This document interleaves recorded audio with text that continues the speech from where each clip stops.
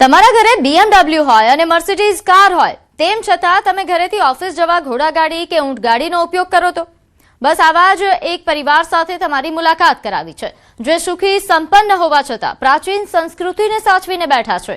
આમ પણ પેટ્રોલ ડીઝલનો સંયમપૂર્વક ઉપયોગ કરવાને લઈને પ્રધાનમંત્રી મોદીએ અપીલ કરી છે। કેટલાક સ્થળોએ પેનિક બાઇંગના કારણે પેટ્રોલ ડીઝલ પુરવઠાને લઈને સમસ્યાઓ પણ સર્જાઈ રહી છે। ત્યારે અમદાવાદના પ્રહલાદનગર વિસ્તારમાં વસતા રૂપેશભાઈ શાહનો પરિવાર ખરેખર સૌ માટે ઉદાહરણરૂપ છે, કેમ કે તેઓ છેલ્લા 10 વર્ષથી ઓફિસ જવા, મંદિરે દર્શન કરવા કે પરિવાર સાથે ફરવા ઘોડાગાડી અને ઊંટગાડીનો ઉપયોગ કરે છે। પેટ્રોલ ડીઝલના વધતા પ્રાઇઝને કારણે લોકો પરેશાન છે। એક તરફ પ્રધાનમંત્રી નરેન્દ્ર મોદીએ કીધું છે કે પેટ્રોલનો ઓછો ઉપયોગ કરો, ત્યારે એક પરિવાર જે છે તે આ ઘોડાગાડીનો ઉપયોગ જે છે તે કરી રહ્યા છે ને વર્ષોથી આ પ્રકારે ઘોડાગાડી થકી શહેરમાં આવન જાવન માટે થઈ અને ઘોડાગાડીનો પ્રયોગ કરી રહ્યા છે। તેમની સાથે વાત કરીશું કે તેઓ શું કહી રહ્યા છે।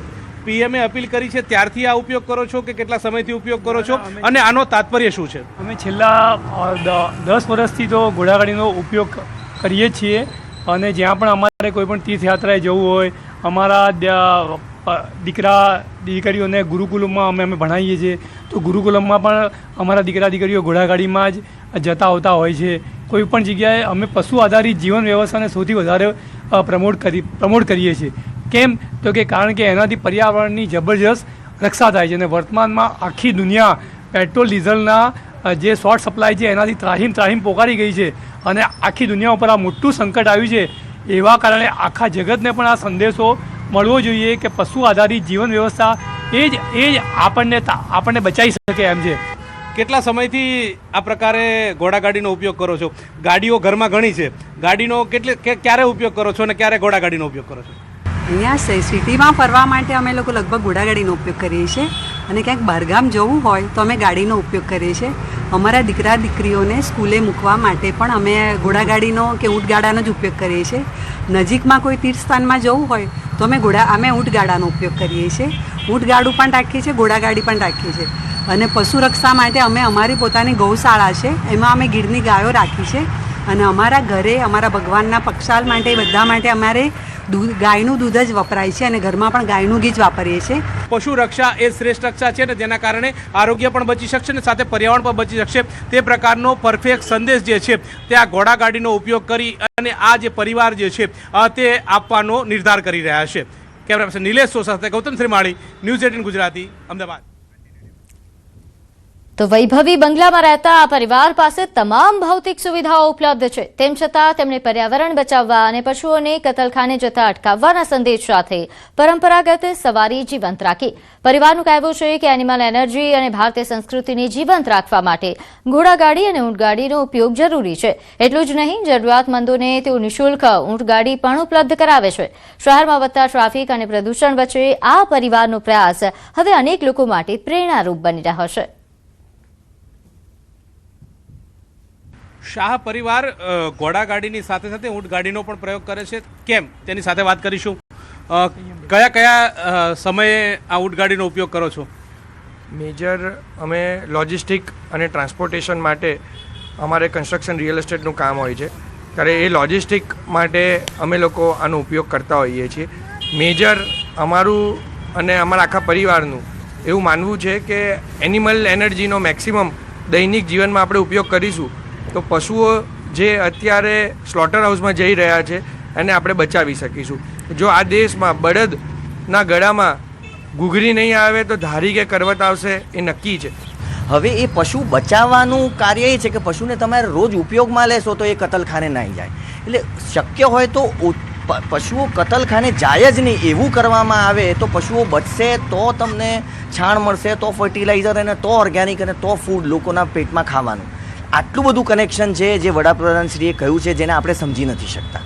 એક તો ઓર્ગેનિક તરફ લોકો વળે તે પ્રકારનો કન્સેપ્ટ છે, સાથે સાથે પેટ્રોલ ડીઝલની બચત સાથે જે ભૂતકાળની અંદર વિસરાઈ ગયેલા જે પશુઓ જે છે તેનો ઉપયોગ થાય ને લોકો તેના તરફ વળે તે કન્સેપ્ટ સાથે આ પરિવાર જે છે તે ઘોડાગાડી અને ઊંટગાડીનો ઉપયોગ કરી અને ટ્રાન્સપોર્ટેશનની સુવિધાનો પ્રયાસ જે છે તે કરી રહ્યા છે। કેમેરા પર્સન નિલેશ સો સાથે ગૌતમ શ્રીમાળી, ન્યૂઝ 18 ગુજરાતી, અમદાવાદ। સમાચારમાં આગળ વાત કરીએ. ડાંગ જિલ્લાના વાતાવરણમાં પલટો નોંધાયો છે. સાપુતારામાં ઝરમર વરસાદ વરસ્યો. ઘાટમાર્ગ પર ગાઢ ધુમ્મસથી ઝીરો વિઝિબિલિટીના કારણે વાહન ચાલકોને હાલાકી. ટેબલ પોઈન્ટ પર સનરાઈઝ પોઈન્ટ પર પ્રવાસીઓએ મોસમની મજા માણી, તો કમોસમી વરસાદથી ખેડૂતોમાં ચિંતા વ્યાપી છે. તો ડાંગના આ દ્રશ્યો આપ જોઈ રહ્યા છો. સાપુતારાના આ દ્રશ્યો છે જ્યાં મોસમે મિજાજ બદલ્યો છે. વાદળછાયું વાતાવરણ છે તો ક્યાંક ઝરમર વરસાદ વરસ્યો. વધુ વિગત સાથે મારી સાથે સંવાદદાતા કેતન જોડાઈ ગયા છે. કેતન, ડાંગમાં હાલ કેવા પ્રકારની પરિસ્થિતિ વાતાવરણની? ચોક્કસથી વાત ચાલો ગુજરાત સરકારના હવામાન ખાતા અને હવામાન નિષ્ણાત અંબાલાલ પટેલે પણ દક્ષિણ ગુજરાતની અંદર 15 થી 20 કિલોમીટરની ઝડપે પવન ફૂંકાશે, વાતાવરણ પલટો અને ક્યાંક ધોધમાર તો ક્યાંક ઝરમર વરસાદ વરસેવી આગાહી કરવામાં જે અંતર્ગત ડાંગ જિલ્લાનું સાપુતારા એ ગુજરાતનું એકમાત્ર ગિરિમથક સાપુતારા ખાતે વહેલી સવારે વાદળછાયા વાતાવરણ વચ્ચે ઝરમર વરસાદ વરસતા વાતાવરણમાં ઠંડક પ્રસરી છે. તો બીજી તરફ જે રવિ પાકની ખેતી કરતા ખેડૂતોમાં ચિંતાનો માહોલ જોવા મળ્યો છે. ખાસ કરીને વાતાવરણ હળદ કરતા વેકેશનનો માહોલ હોય, પ્રવાસીઓમાં મિજાજ બચીને સાપુતારા તરફની શોટ મૂકી હોય એવું ચોક્કસપણે આ દ્રશ્યો થઈ જાય છે. જી, આભાર માહિતી આપવા બદલ.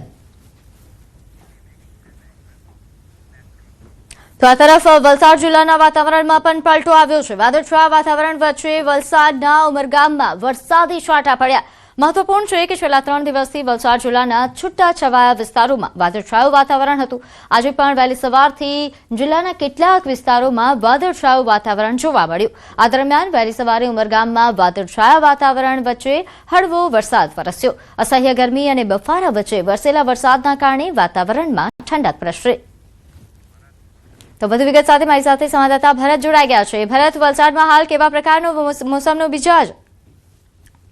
જી બિલકુલ, છેલ્લા 3 દિવસથી વલસાડ જિલ્લામાં જે રીતે વાદળછાયું વાતાવરણ હતું, આજે પણ સવારથી જ વાદળછાયું વાતાવરણ હતું. પરંતુ વાદળછાયા વાતાવરણ વચ્ચે વહેલી સવારે છે વલસાડના ઉમરગામની અંદર છે કમોસમી જે હળવો વરસાદ વરસ્યો હતો. સાથે જ ઉમરગામની સાથે તાલુકાના જે સંજાણ છે એની આસપાસ પણ વરસાદ વરસ્યો હતો. આમ વરસેલા વરસાદને કારણે વાતાવરણમાં ઠંડક પ્રસરી હતી અને લોકોએ ગરમી અને બફારાથી રાહત અનુભવી હતી. પરંતુ જે તે જોવા જઈએ તો અત્યારે વલસાડ જિલ્લાનો મુખ્ય પાક કેરી છે, આંબાવાડીઓમાં તૈયાર છે. ખેડૂતો તેને લઈ રહ્યા છે. એવા વખતે જ આ વાતાવરણમાં પલટો આવતા ખેડૂતોની ચિંતામાં વધારો થયો છે, કારણ કે બદલાયેલું વાતાવરણ છે કેરીના પાકને નુકસાન કરી શકે છે. આવી શક્યતાઓને લઈને ખેડૂતોની ચિંતા વધી છે. જી, આભાર માહિતી આપવા બદલ.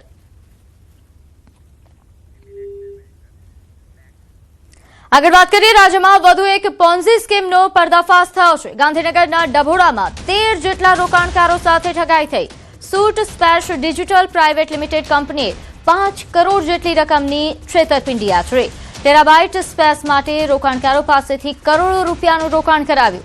રોકાણકારોને કરાર અનુસાર ભાડાના વળતર પેટે ભાડું જ ન ચૂકવ્યું. પોલીસના જણાવ્યા અનુસાર છેતરપિંડીની રકમ હાલ 5 કરોડની આસપાસ છે, પરંતુ 100 કરોડનું ફ્રોડ હોઈ શકે છે.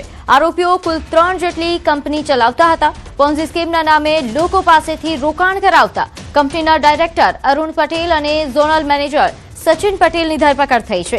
એક આરોપી ઉત્પલ પટેલ વિદેશ ફરાર થયાની શંકા છે. છેતરપિંડીની રકમ કુલ 5 કરોડની આસપાસ છે, પરંતુ 100 કરોડનું ફ્રોડ પણ હોઈ શકે છે. આ શૂટ સ્પેસ કંપની એક પોન્ઝી સ્કીમ ચલાવતા હતા. એક ટીબી ડાટા પબ્લિકને 33,000 પ્લસ જીએસટી કુલ માંડીને 38,940 રૂપીસમાં વેચતા હતા અને એક ટીબી ડાટા ઉપર આ લોકો સામેથી 1650 રેન્ટ આપતા હતા દર મહિને. તો આ મોટા 50% ઇન્વેસ્ટમેન્ટ એક વર્ષમાં પાછી આપવાની સ્કીમ લાવીને પબ્લિક સાથે મોટી છેતરપિંડી કરવામાં આવેલ છે.